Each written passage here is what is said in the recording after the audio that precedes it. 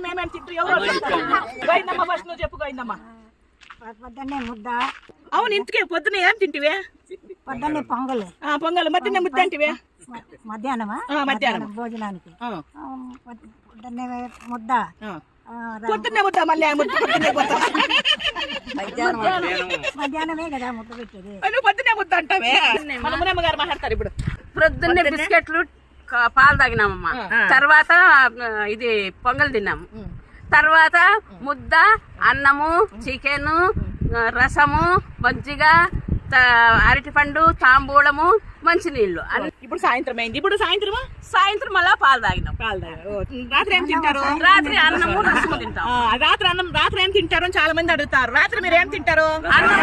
రసమన్నం తింటారు. ఎందుకు రసమన్నం తింటారు? పగలంతా బాగా దండిగా తిన్నాము. అరగల్ల కాబట్టి.